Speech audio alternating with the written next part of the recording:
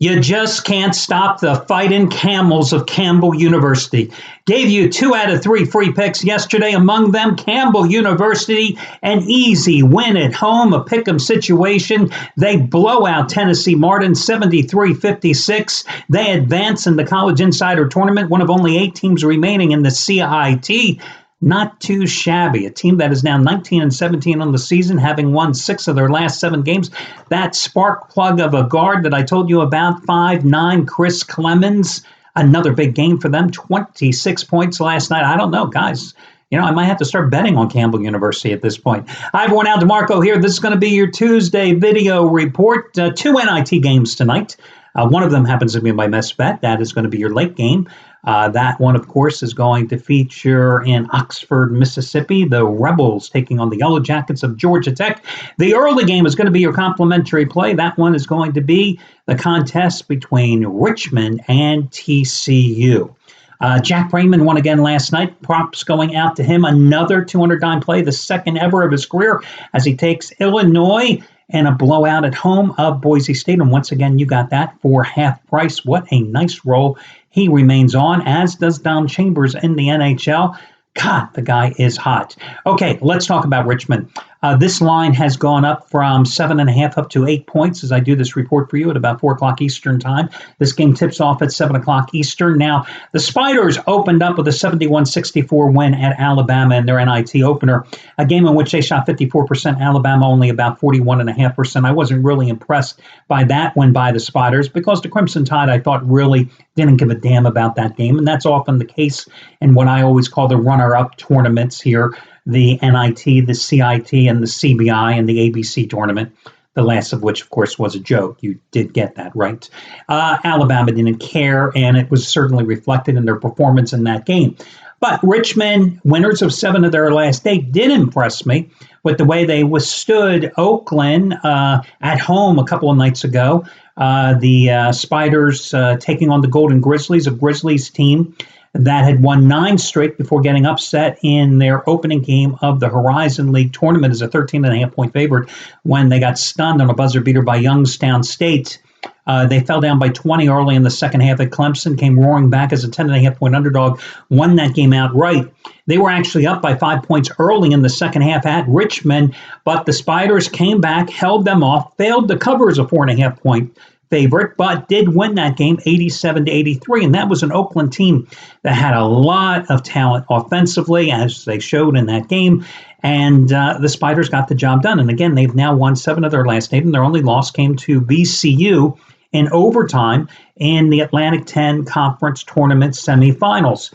Now, TCU is advancing courtesy of an overtime 94-92 win at Iowa.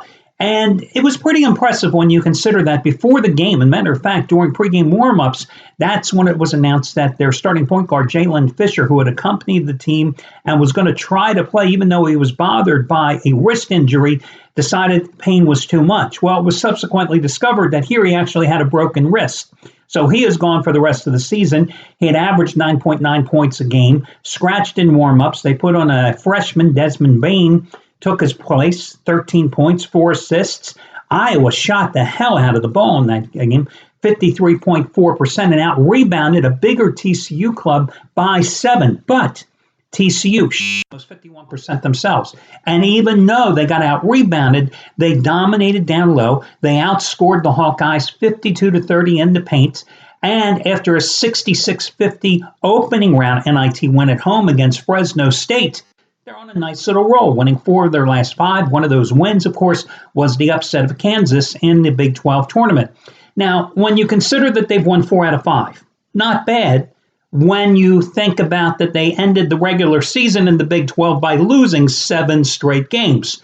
So, what do you make of TCU? Well, in this matchup, they are the bigger, more physical team, but they are still playing without their starting point guard. You've got a Richmond team that is on an 8-3 ATS run as an underdog, a Richmond team that, much like I said about Campbell last night, a team that always has a shooter's chance because the Spiders are a very good offensive team. And Richmond has also covered 8 of its last 11 on the road. And Richmond acquitted itself on the road pretty good on overall this season, going 7-5 straight up. TCU 12-6 straight up at home. Now, granted, the Horned Frogs played in a much tougher conference, the Big 12, than Richmond did in the Atlantic 10. But I kind of find it strange that this line has gone up from 7.5 to 8, because to my way of thinking, the dog is the play here, because TCU is coming off such an emotionally draining and charged victory on the road. You're not going to naturally have a letdown, I don't think, in this situation, because you're coming back, you're still alive, you're at home. But I think it's going to be hard for the Horned Frogs to play at that level again for a second consecutive game. And I think Richmond, right now, it's the Spiders that are playing better and on a roll. Do I think Richmond wins? No, because ultimately I think that TCU's size will prove to be the difference. But you're talking about an 8-point spread, and that's all that counts. So I think Richmond stays close. I think it's a 4, 5, 6-point game. And again, I like Richmond, the team that's on an 8-3 run as a dog, versus a team that's on an 8-3 run as a road club as well, versus the spread, to stay within the points. Richmond, your complimentary play. That'll do it, guys. I'll talk to you again tomorrow when we do this one more time.